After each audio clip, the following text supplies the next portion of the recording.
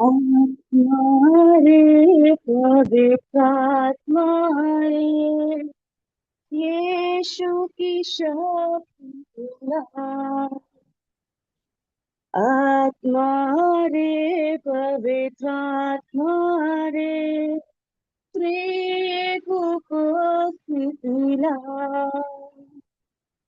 आत्मारे पवित्रात्मारे यीशु की शक्ति बुला।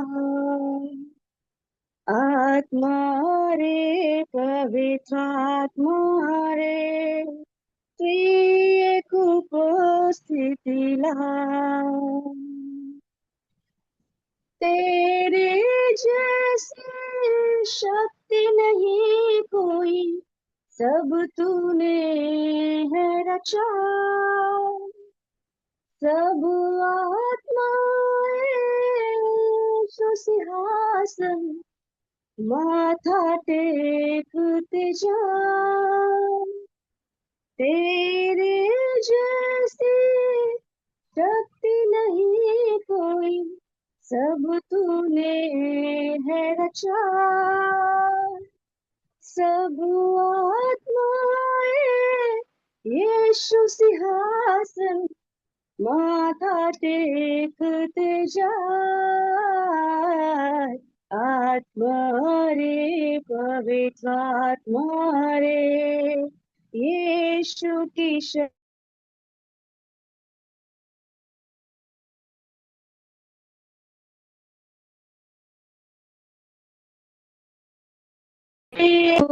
स्थिति ला। आत्मा रे पवित्र आत्मा रे यीशु की शक्ति तुला। आत्मा रे पवित्र आत्मा रे त्रिएक उपस्थिति ला। मिलकर हम एक मन से पुकारे, देखे तेरा जलाल। गिर जाए जंजीरें सारी, बरसा दे वो आग। मिलकर हम एक मन से पुकारे, देखे तेरा जलाल। गिर जाए सारी, बरसा दे वो आग। आत्मा रे पवित्र आत्मा रे यीशु की शक्ति बुला। आत्मा रे पवित्र आत्मा रे त्रिएक उपस्थिति ला। आत्मा रे पवित्र आत्मा रे यीशु की शक्ति बुला।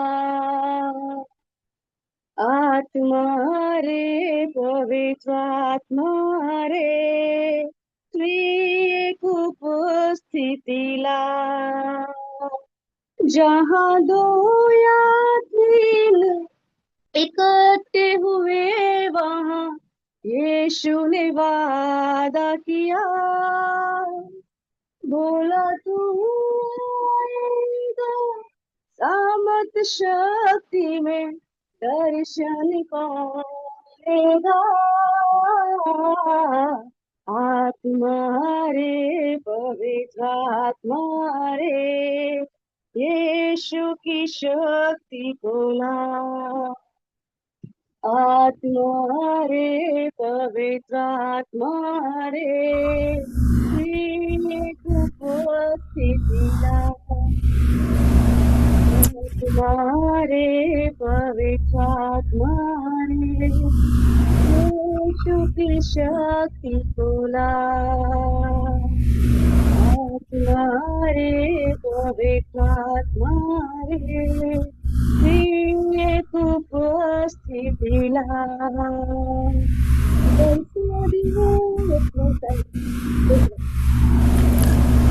शालोम शालोम और शालोम। प्रभु यीशु की शांति जो समझ से बाहर है हमारे जीवनों पर बनी रहे।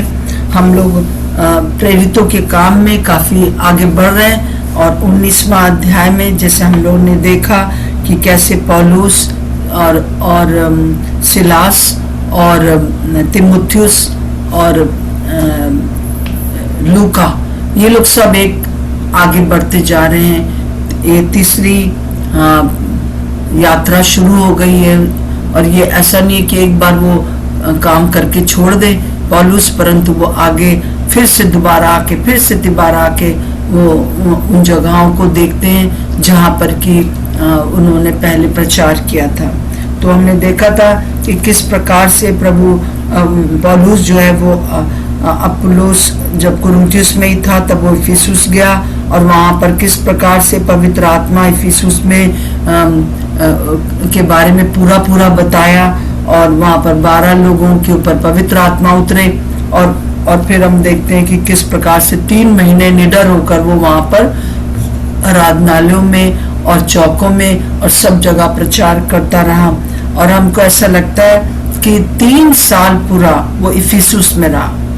पौलुस 3 साल इफिसुस में रहा और उसने वहाँ पर प्रभु की सेवा किया और हम बहुत सी चीज़ों को वहाँ पर देखते हैं। उसने सुसमाचार सुनाया, लोगों को शिष्य बनाया, लोगों को मिशनरी बनाया जिसे कहना चाहिए, और फिर कलीसिया की स्थापना किया और तब वो आगे चल गया। 3 साल कहीं पर रह के काम करना और जहाँ पर कोई अपना घर ना हो, अपना कुछ भी ऐसा ना हो, परंतु ऐसी जगहों पर रहना जहाँ पर कि उसने जोखिम भी हो, साथ साथ में प्रभु का काम भी हो रहा था, आश्चर्यकर्म भी हो रहे थे, परंतु यहाँ तक कि उसको मार डालने के लिए भी योजनाएं बनाई जा रही थी। बड़ा अगर हम अपने जीवन को वहाँ पे लाके रखें तो हम सोचते हैं कि हमें बहुत मुश्किल लगेगा कि किस प्रकार से इस कार्य को पूरा करना, परंतु हम देखते हैं कि वो 19वां अध्याय में हम 23 पद से हम पढ़ेंगे इस समय और हम देखते हैं कि आगे इफिसुस में जब वो 3 साल रह लिया है तब क्या हुआ है कि उसको फिर आगे बढ़ना पड़ा है। और अब यहाँ पर बहुत अच्छे से कलीसिया की स्थापना हो गई है। सब जो कुछ भी हम करें वो पूरा करें। कई बार हम लोग सिर्फ एक पर्चा किसी को दे देते हैं या हम किसी को, वो भी जरूरी है, किसी को प्रभु के बारे में बता देते हैं क्योंकि आप बताते हैं दूसरा कोई उनको बढ़ाता है। परंतु हम यहाँ पे पौलुस के जीवन में एकदम अलग देखते हैं। एक अगर मनुष्य को पकड़ लिया उसने, अगर तिमुथियुस को उसने 10 साल की उम्र में पकड़ लिया तो 15 साल की उम्र में उसने उसको सेवक बना दिया और फिर उसको मिशनरी भी बना दिया, दूसरी जगह भेज दिया। तो प्रभु का धन्यवाद हो ऐसे पौलुस जैसे सेवकों के लिए। हमको भी इसी प्रकार से करना है, तभी हम एक बड़ी जागृति जैसे पहली शताब्दी में आई देखेंगे। और हम देखते हैं कि यहाँ पर 23rd वर्ष में 19 का 23 में लिखा है, उस समय उस पंथ के विषय में बड़ा हुल्लड़ हुआ। इस पंथ क्या है? ये जो अनंत मार्गी कहलाते थे वो लोग हैं, और अनंत मार्गी या मसीह जो है या बहुत सी चीजों के नाम से बुलाया जाता था। ये पंथ यहाँ पर जो है, इस पंथ मतलब कि अनंत मार्गी, और ये लोग जो थे वो बड़ा, इनके लिए बड़ा हुल्लड़ मच गया इफिसुस में। 3 साल हो गए, बहुत काम हो गया, अब जो है इस प्रकार से हुल्लड़ मचा। उसका कारण क्या था? क्योंकि जैसा हमने पहले भी देखा कि देमेत्रियुस नाम का एक सुनार अर्तिमियस के चांदी के मंदिर बनवाकर कारीगरों को बहुत काम दिलाता था ना। बहुत एक था जो कि मेन, जैसे कि एक कमेटी का मेन व्यक्ति था, प्रेसिडेंट है ये जो आजकल के हिसाब से देखा जाए। और वो क्या करता था, जो मूर्ति बनाने वाले थे चांदी सोने की, उनको बड़ा काम देता था। ये एक हुल्लड़ का कारण हो गया। और देमेत्रुस नामक एक सुनार अर्तिमिस के चांदी के मंदिर बनवाकर कारीगरों को बहुत काम दिया करता था। उसने उनको और ऐसे ही वस्तुओं के कारीगरों को इकट्ठा कर लिया। ऐसे लोग को इकट्ठा कर लिया और उनको क्या कहने लगा, हे मनुष्यों, तुम जानते हो कि इस काम में हमें कितना धन मिलता है। उसका जो मेन मोटिव था वो यही था कि वो हमारा बिजनेस है ना, और इसी बिजनेस से तो हम आगे बढ़ते हैं। तुम देखते और सुनते हो कि केवल इफिसुस ही में नहीं वरन प्राय सारे आसिया में ये कह कर इस पौलुस ने बहुत से लोगों को समझाया और भरमाया भी है कि जो हाथ की कारीगरी है वे ईश्वर नहीं है। और हम देखते हैं कि इससे अब केवल इसी बात का ही डर नहीं है कि हमारे इस धंधे की प्रतिष्ठा जाती रहेगी, वरन ये भी कि महान देवी अर्तिमिस का मंदिर तुच्छ जाना जाएगा और जिसे सारा आसिया और जगत पूजता है उसका महत्व जाता रहेगा। पौलुस के ऊपर जो इल्जाम लगाया गया वो ये लगाया गया कि वो इन लोग को कह रहा है कि जो हमारा धंधा है उसको कह रहा है कि ये बंद करवाने का इसने इस प्रकार से सोचा है। और हम देखते हैं कि इससे पहले भी हम देखते हैं कि प्रेरितों के काम 16 का 20 में लिखा हुआ है। प्रेरितों के काम 16 का 20 पढ़ दीजिए बहन, कोई भी पढ़ दीजिए जो भी जिनको भी निकलता है जी। और उन्हें बारी के हाकिमों के पास ले गए और कहा, ये लोग जो यहूदी हैं हमारे नगर में बड़ी हलचल मचा रहे हैं। हाँ, हलचल मचा रहे हैं, है ना। पहले और फिर उसके बाद 17 का 6 पढ़ दीजिए। उन्हें वहां न पाकर वे यह चिल्लाते हुए यासोन और कुछ भाइयों को नगर के हाकिमों के सामने खींच लाए। ये लोग जिन्होंने जगत को उल्टा पुल्टा कर दिया है यहाँ भी आ गए हैं। यहाँ भी आ गए लोग उल्टा पुल्टा करने वाले, हलचल मचाने वाले। परंतु हलचल क्या है? शैतान के राज्य में हलचल हो रही है। लोग चंगे हो रहे हैं, लोग सच्चाई को जान रहे हैं, अपने जादू टोने की पोथियों को जला दे रहे हैं। क्या हलचल हो रही है कि लोग जो हैं वो स्वस्थ होकर आत्मिक रूप से, शारीरिक रूप से, मानसिक रूप से और हर प्रकार से वो स्वस्थ होकर जो है वो आगे बढ़ रहे हैं। तो ये इल्जाम जो लगाया जा रहा है कि ये हलचल मचाने वाले, ये उल्टा पुल्टा करने वाले यहाँ भी आ गए। और हम देखते हैं कि ये देमेत्रुस जो है वो उसके अगेंस्ट में खड़ा हुआ है। इससे पहले हम देखते हैं कि किस प्रकार से 19 का 35 में भी 17 का 12 में भी वहां पर भी एक ये जो है बहुत ज्यादा जो था, बहुत गुस्सा थे लोग, है ना। 20 में 16 का 20 में 17 का 6 में और अभी 19 का 26 में वो कह रहे हैं कि ये जो आदमी है ये हमारे धंधे को खत्म करना चाहता है।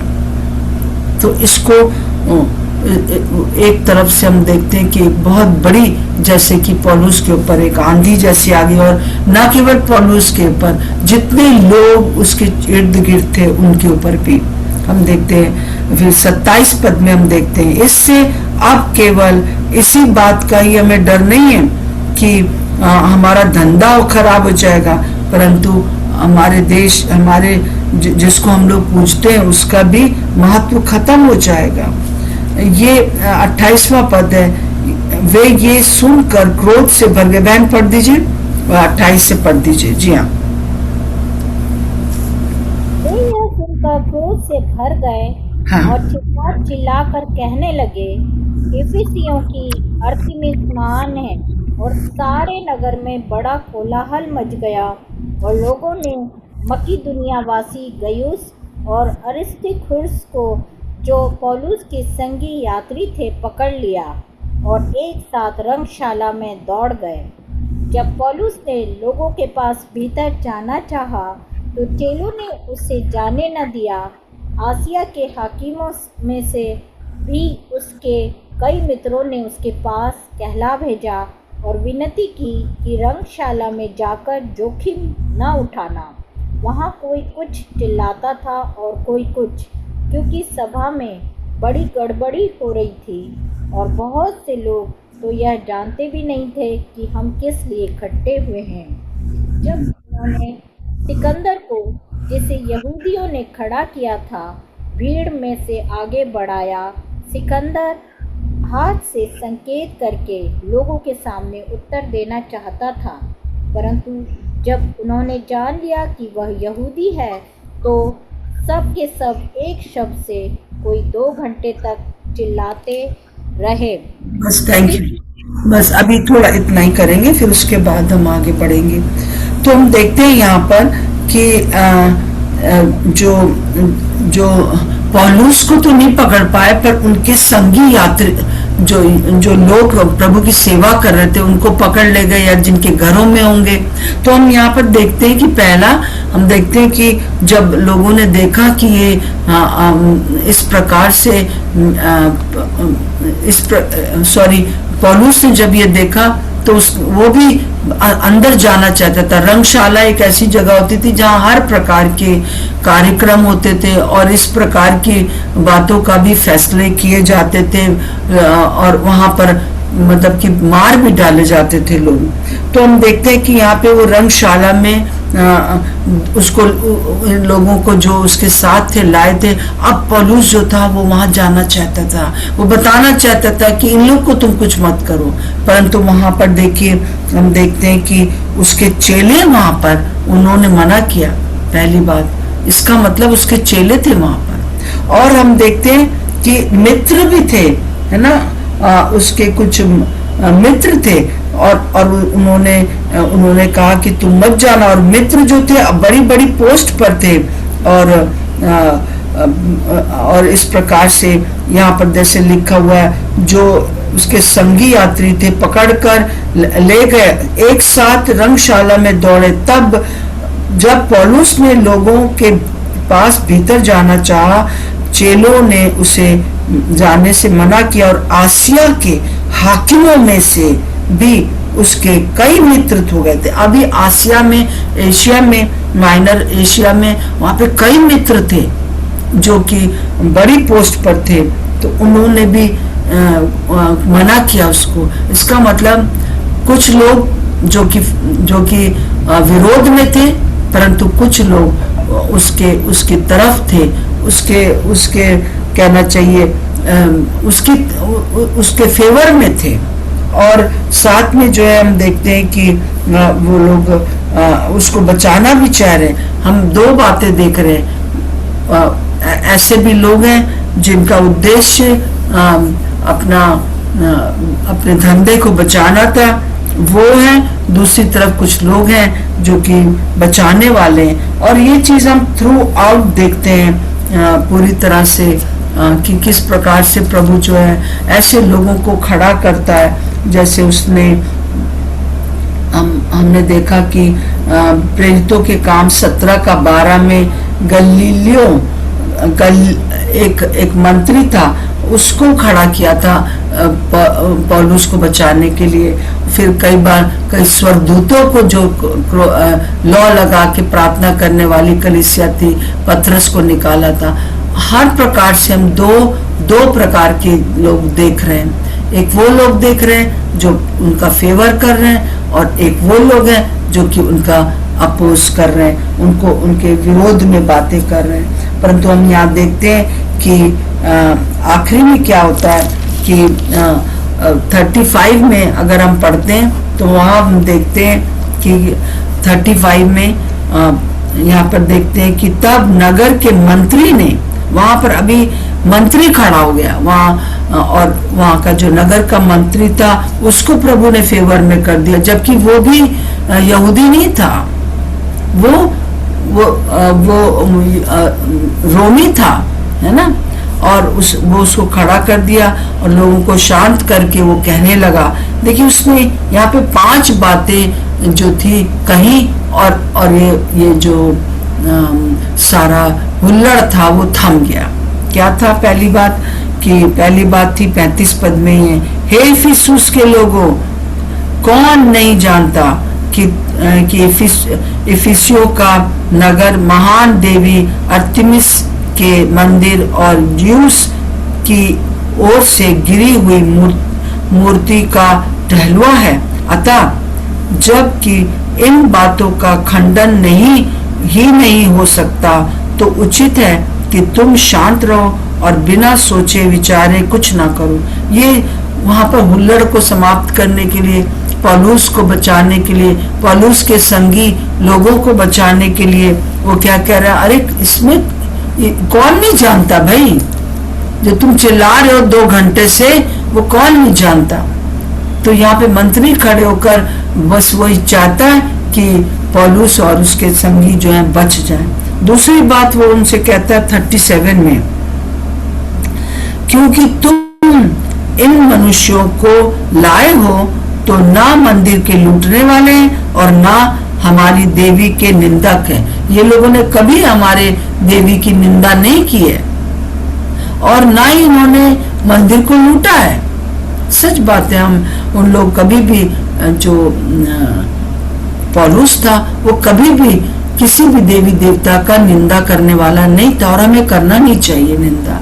कई बार लोग निंदा करते हैं, परंतु हमको कभी भी किसी भी जो दूसरे लोग जिनको मानते हैं उनकी निंदा नहीं करना चाहिए, कभी नहीं करना चाहिए। और यहाँ पर ये फेवर में बात हो गई है ना, और वो कहने लगा, अरे काहे को तुम लोग परेशान हो रहे हो, ये कौन नहीं जानता भाई हमारी देवी के बारे में। और फिर ये लोग ना इन लोगों ने कोई मंदिर को लूटा है और ना ही हमारे निंदा की है। तो और फिर तीसरी बात जो उसने कही वो 38 में है, और देमेत्रियुस और उसके साथी कारीगरों को किसी से विवाद हो तो कचहरी खुली है और हाकिम भी है, वे एक दूसरे पर नालिश करें। वो कह रहे कि भाई अब तीसरी बात जो तुझको बचाने का कि अब, ताकि वो हुल्लड़ शांत हो जाए, कचहरी में जाओ। कचहरी में क्यों नहीं जा रहे हो, है ना? वहां पर तुम एक दूसरे के ऊपर नालिश करो, एक दूसरे के ऊपर मुकदमा चलाओ। फिर हम 39 में देखते चौथी बात, परंतु यदि तुम किसी और बात के विषय में कुछ पूछना चाहते हो तो नियत सभा के फैसला किया जाएगा। नियत सभा, वहां पर नियत सभा हुआ करती थी। कई बार सभाओं को जो था एक समय रखा जाता था और उस नियत सभा में बहुत लोग, बड़े हाकिम लोग, घर जितने भी शहर के बड़े लोग थे वो मिलते थे और उनका फैसला होता। तो वहां जाना अगर तुम्हें वहां नहीं होता।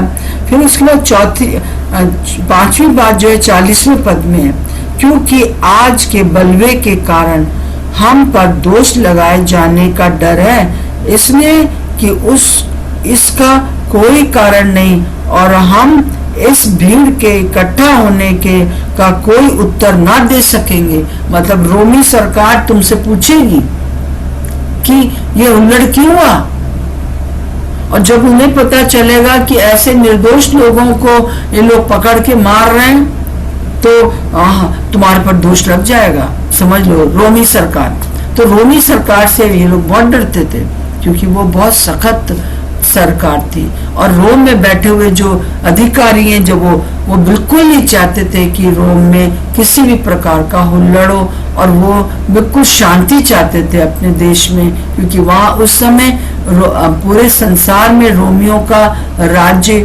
फैला हुआ था।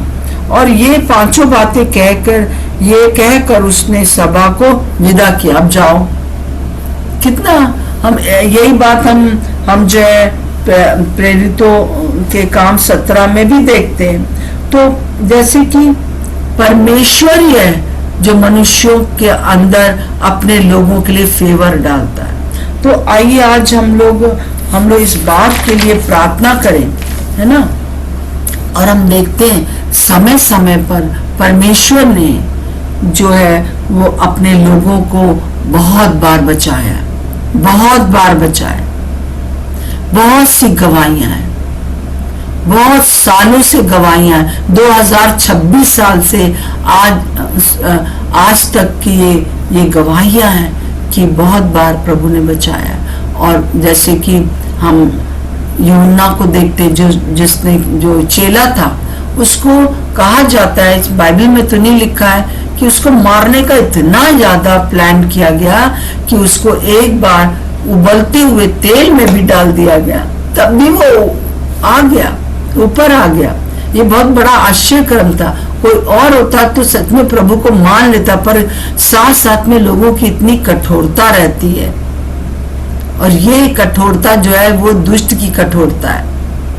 और ये सब होने के बाद भी उसको, जब वो नहीं मरा, तो उसको हम देखते हैं कि प्रेरितों के काम में पतमुस नाम टापू में काला पानी की सजा दे दिया गया, और वहां पर प्रभु ने उसे बचा लिया। और उसके बाद प्रभु जब आया बाद में लौटकर, तब उसने पहला यूहन्ना, दूसरा यूहन्ना, तीसरा यूहन्ना लिखा है, जो बहुत पावरफुल है।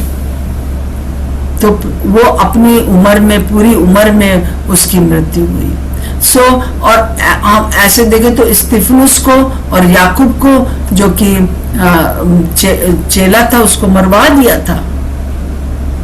हम इस चीज को हम देख सकते। तो आइए आज हम प्रार्थना करें, और कि प्रभु जो है इस समय, जो कि सारे संसार में इस प्रकार से उपद्रव हो रहा है, हलचल मच रही है, हुल्लड़ मच रहा है, सब चीजें हम देख रहे हैं, और कि हम प्रार्थना करते हैं कि प्रभु जो है वो हमारे कार्य को करे। तो कोई भी जन जो है, आप नोट कर लो, जितने भी लोग चाहते हैं प्रार्थना करने का, छोटी छोटी प्रार्थना आप कर सकते हैं कि इस समय जो है कुछ राजनीतिक नेता खड़े हो जाएं, जो कि कलीसिया में जो उपद्रव है, जो सताव है, उसका फेवर कर सके, बचा सके।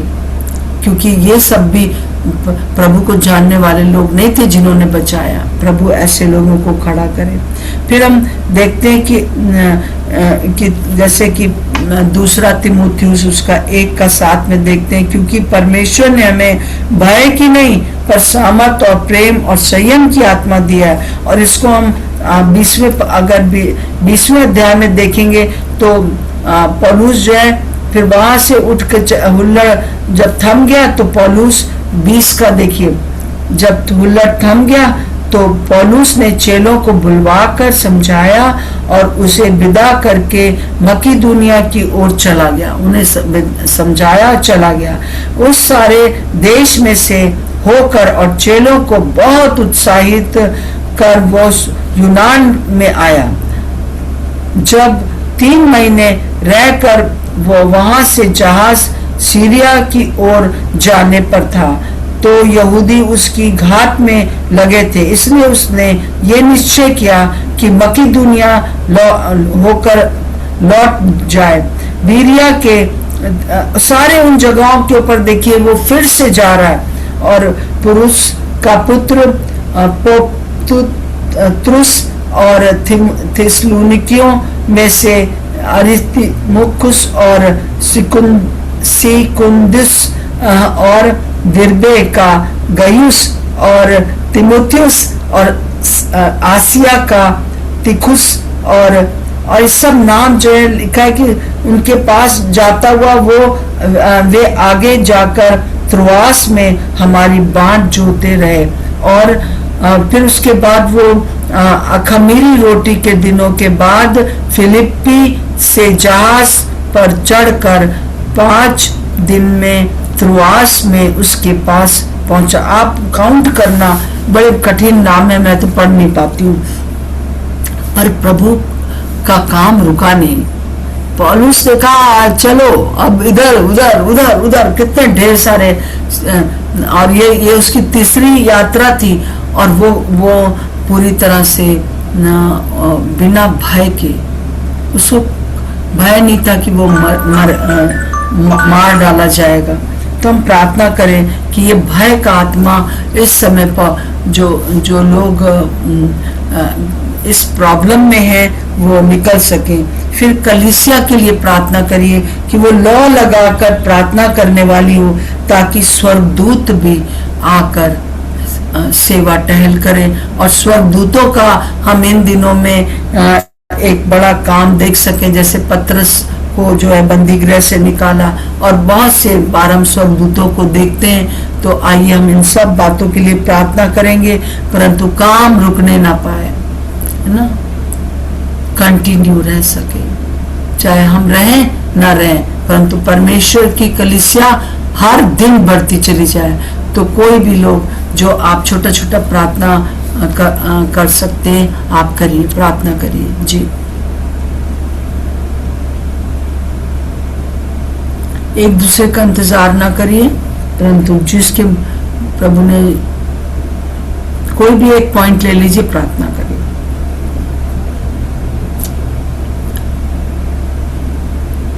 प्रभु जी, हम आपका धन्यवाद देते हैं पिता परमेश्वर, इस प्रकार से पॉल के जब वो एफेसस में था, कार्य कर रहा था, और हमेशा वहां पर एक अप्रोर हो जाता था, हमेशा एक कोलाहल मच जाता था पिता परमेश्वर, क्योंकि वो सच्चे परमेश्वर के विषय में बताता था। और लोग जो अंधकार में थे प्रभु जी, वो परमेश्वर आपकी रोशनी को देखते थे और आपके पीछे चलते थे और आपको पहचानने लगे थे। पिता, हम दुआ करते हैं कि ये जो अंधकार दुनिया में फैला हुआ है पिता परमेश्वर, और जहाँ आपके लोग आपकी रोशनी को लेके चल रहे हैं, प्रभु आप उनको बहुत आशीष दें। और प्रभु अपने परमेश्वर बहुत बोल्डनेस में प्रभु जी, बहुत ही निर्भीकता की आत्मा से भरपूर करें, ताकि वे बहुत अच्छे से कार्य कर सकें। और पिता परमेश्वर आप उनको आशीषित करें, ताकि बहुत से लोग प्रभु आप जो अंधकार में है प्रभु जी, वो आपकी ज्योति को देखें, आपकी सच्चाई को पहचाने और अपने अंधकार से, अपने बंधनों से बाहर आ सकें, उनके बंधन टूट सकें, वो बाहर आ सकें और सच्चे परमेश्वर को जान सकें। और हम देख सकें परमेश्वर की आपका कार्य बहुत आयत से हिंदुस्तान में हो रहा है। प्रभु, हम अपने इन सारे सेवकों को जो प्रभु आपकी सेवा में है, प्रभु हम आपके हाथों में सौंपते हैं और आपसे विनती करते हैं कि आप उनको बहुत निर्भीकता की आत्मा से भरपूर करें, बोल्डनेस की स्पिरिट से भरपूर करें, ताकि वे आगे बढ़ सकें। किसी भी तरह का डर ना हो उनके अंदर, जैसे पौलुस के अंदर कोई डर नहीं था, वो हर तरीके के कोलाहल में से होकर के निकलता था, लेकिन बहुत निर्भीकता के साथ आगे बढ़ता था। और उसके जीवन का एक मकसद था कि वो प्रभु आपकी सच्चाई को, आपके उद्धार के संदेश को दुनिया भर में फैला सके। पिता, होने दीजिए कि आप अपने सेवकों को, हम सबों को प्रभु जी इसके लिए आह्वान करिए कि हम सब लोग मिल करके हम आगे बढ़ सकें। किसी भी तरीके का डर हमारे जीवन में ना हो, लेकिन हम निडरता के साथ प्रभु आपकी ज्योति को लेके आगे बढ़ सकें और बहुतों को खुदा बाप ये शुभ संदेश दे सकें कि यीशु ही सच्चा उद्धार करता है। यीशु मसीह के नाम से मांगते हैं, दुआ को सुन और कबूल कर ले। आमीन आमीन आमीन। Hallelujah hallelujah. धन्यवाद करते हैं परमेश्वर पिता, आपके अनुग्रहकारी सिंहासन के सम्मुख आते हैं परमेश्वर पिता। जैसे आंटी ने बताया कि हमारे प्रार्थनाओं सभाओं के लिए कुछ ऐसे लोग तैयार हो जाएं जहां पर कोई भी अंकुश ना करने पाए, कोई लड़ाई झगड़ा ना होने पाए। प्रभु सच में परमेश्वर पिता, आज हमारी ये प्रार्थना है यीशु मसीह, ऐसे लोगों को, ऐसे बलशाली लोगों को तैयार कर दीजिए, ताकि आपके जहां जहां लोग तो समाचार के लिए जाते हैं परमेश्वर पिता, आपकी बड़ी दया हो, बड़ी बेदारी आने पाए परमेश्वर पिता। देश के कोने कोने में प्रभु ऐसे लोग आ जाए यीशु मसीह के नाम से, कि हर एक सुसमाचार प्रभु बड़ी आसानी से उन्हें सुनाया जाए परमेश्वर पिता। कोई दिक्कत, कोई परेशानी ना आए, क्योंकि ये राज्य आपका है, ये देश आपका है परमेश्वर पिता। इस सृष्टि के एक एक जगह प्रभु जी आपकी है, तो यहाँ पर अंधकार की कोई भी शक्तियां काम ना करने पाए। पिता आप दया करिए हम सब मसीह भाई बहनों के जीवनों में, क्योंकि वो तो कुछ और नहीं, सिर्फ आपको, आपके ओर आगे बढ़ना चाहते हैं परमेश्वर पिता, ताकि सारी संसार का उद्धार हो सके। पिता हम आपकी दया चाहते हैं, धन्यवाद करते हैं। इस प्रार्थना को प्रभु यीशु मसीह के नाम से मांगते हैं, आमीन आमीन। धन्यवाद करते हैं पिता परमेश्वर, समय के लिए प्रभु धन्यवाद देते पिता परमेश्वर, सम्मुख आते हैं खुदा यीशु मसीह और प्रार्थना करते पिता कलीसिया को पिता परमेश्वर। तो कलीसिया पिता परमेश्वर बहुत ठंडी पड़ गई है, पर प्रार्थना करती हूँ प्रभु उन कलीसिया में प्रभु यीशु मसीह तेरा आत्मा काम करे, पवित्र आत्मा, और सब एक हो करके पवित्र आत्मा हम तुझसे लौ लगा के प्रार्थना करें। और पिता यीशु मसीह तेरी इच्छा तेरी मर्जी खुदा यीशु मसीह हमारी जिंदगियों से पूरी हो, और पूरे जहां से प्रभु जो तूने चाहा पिता परमेश्वर वो तेरी मर्जी पूरी हो। और पवित्र आत्मा जिन जिन कलीसिया में लोग पिता परमेश्वर प्रार्थना नहीं कर रहे हैं, कमजोर पड़ गए हैं प्रभु, ठंडे पड़ गए, पवित्र आत्मा मैं चाहती हूँ आपका आत्मा वहां पर कार्य करे और चीजें बदल जाए प्रभु यीशु मसीह के नाम से। वहां पर पवित्र आत्मा आपका काम करे, पवित्र यीशु मसीह आपका आत्मा, और चीजें बदल जाए यीशु के नाम में। सब पिता परमेश्वर घुटनों पे होके प्रभु तुझसे प्रार्थना करे, और पिता एक बड़ी बेदारी प्रभु हमारे भारत में आए प्रभु यीशु के नाम में। मैं धन्यवाद देती हूँ प्रभु यीशु मसीह के नाम से कि आपने हमारी प्रार्थना सुनी, ग्रहण की, उसका धन्यवाद हो। प्रभु यीशु मसीह नासरी के नाम से मांगते हैं, आमीन आमीन। प्रभु यीशु मसीह हम सचमुच में आपसे प्रार्थना करते हैं कि स्वर्ग दूतों को आप भेजें प्रभु, जिससे कि बहुत से जो हमारे लोग प्रभु जी जेलों में हैं और इधर उधर हैं प्रभु जी, उन लोगों को सांत्वना मिल सके, उनको छुटकारा मिले। हम चाहते हैं कि प्रभु स्वर्गदूतों की सेवा भी टहल की जाए प्रभु, ऐसी कलीसियाओं को खड़ा करें, ऐसे छोटे छोटे ग्रुप्स को खड़ा करें जो कि पिता परमेश्वर आपके इस कार्य को पूरा कर सकें, और पिता परमेश्वर लौ लगाकर प्रार्थना करने वाले हों, ताकि बंदी गृह जो है वो खाली हो जाए प्रभु जी। हमारे जितने भी लोग अभी इस समय जेलों में, आप उन लोगों को प्रभु जी रिहा करने के लिए ऐसे राजनीतिक नेताओं को खड़ा करें, ऐसे प्रभु जी अच्छे विश्वासी वकीलों को खड़ा करें, ऐसा फेवर उनके मन में आ जाए क्रिश्चियंस के लिए।